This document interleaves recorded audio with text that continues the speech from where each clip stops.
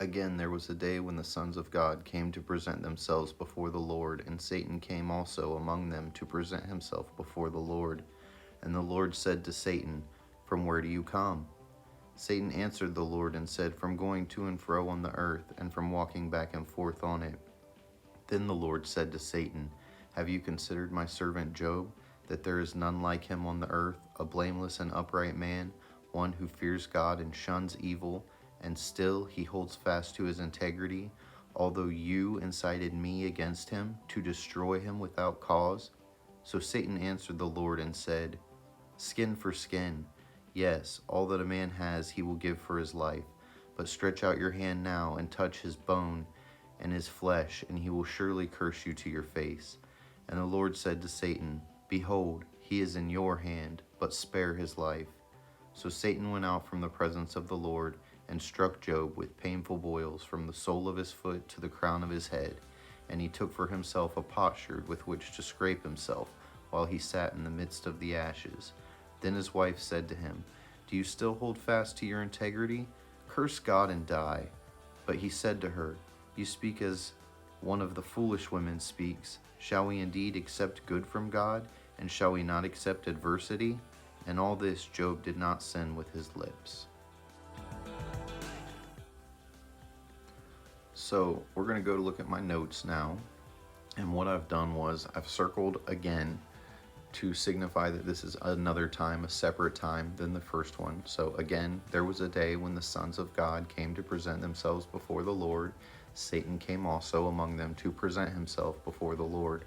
I feel like maybe this is something that happens on a regular basis, kind of God checking in with everybody just to see what they're doing.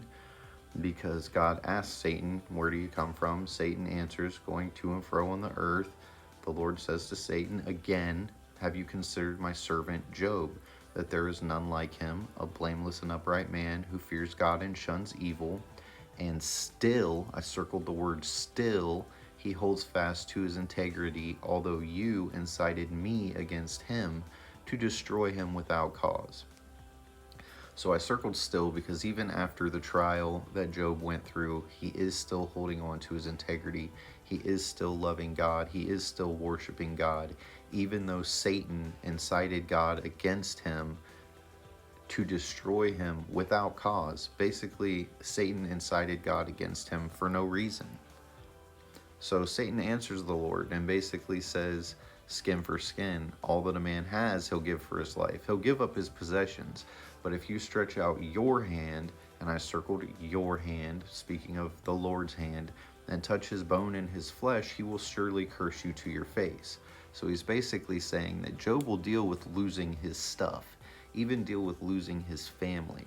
But Lord, if you touch his flesh, he's going to curse you.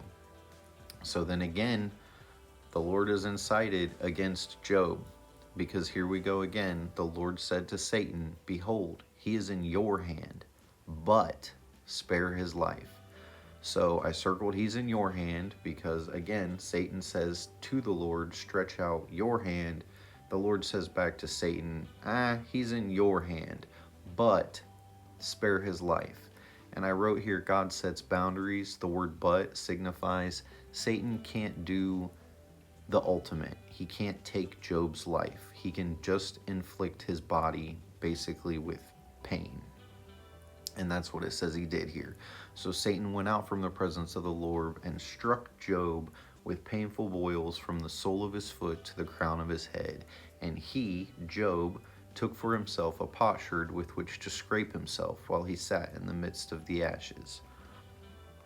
So that's a bit intense right there. And then his wife says to him, "Do you still hold fast to your integrity? Curse God and die." So she's asking, do you still hold fast to your integrity? Just like God said to Satan, he still holds fast to his integrity after that first test. So now his wife is basically saying, are you still going to hold on to that integrity even now that your flesh has been touched? And listen to Job's answer to her. He says, "You speak as one of the foolish women speak. Shall we indeed accept good from God, and shall we not accept adversity?" In all this, Job did not sin with his lips. So where he says, you speak as one of the foolish women speaks, I take that as he's speaking in a way that, or she's speaking in a way that the women who don't know God speak, the women who don't have a relationship with God, and think that simply by cursing God, he's just going to zap you with a lightning bolt and you're going to die. Cursing God wouldn't help this situation in any way. And Job knows that. That's why he says, shall we accept the good from God, and shall we not accept adversity? Now here's the tricky part. It says, in all this Job did not sin with his lips. So I wrote in, did Job sin another way? And if we look up at the very top of the page, you can see it says, from the last time that Job went through this trial, it says, in all this Job did not sin, nor charge God with wrong. So we have a bit of a change here. This time it says, in all this Job did not sin with his lips. So did he maybe sin inwardly in his heart? We don't know, because it doesn't give us any insight into what Job is actually thinking right now, other than we indeed accept good from God and we shall accept adversity, is basically what he's saying. I am going to take the good with the bad. I don't see any other way to do that. So did Job sin? And we're just not let known how Job sinned.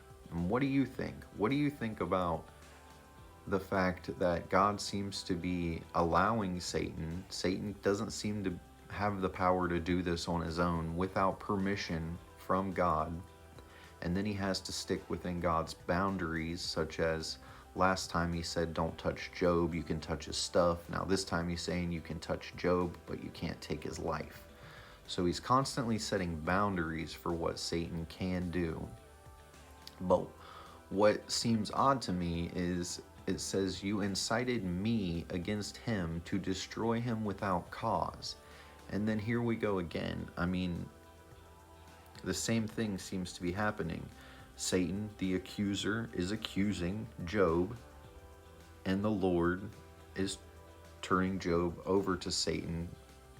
I don't want to say to prove a point, but I believe that God already knows what Job's going to do. God knows the beginning from the end. He knows our hearts. So he already knows that Job is ultimately going to pass this test.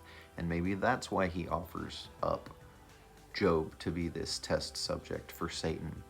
I'm really interested to know what you guys think about this, what you take from this part of the chapter, and I'm really excited to get into Job's 3 friends in the next section and see how they talk to Job, see if they're any good at consoling him, if they make things better, make things worse. So thank you guys for following along. This is being fun for me. I'm learning how to do this a little different and hopefully put together a little bit better video for you guys. So if you could hit that like button, subscribe if you want to follow along to the series. After we do get done with Job, we're definitely going to continue on through the Bible in different stories. We may bounce all the way back to Genesis for the next video, or we may pop into the New Testament and talk about Jesus. So if you're into that sort of stuff, I'll see you next time. Thank you. Have a blessed day.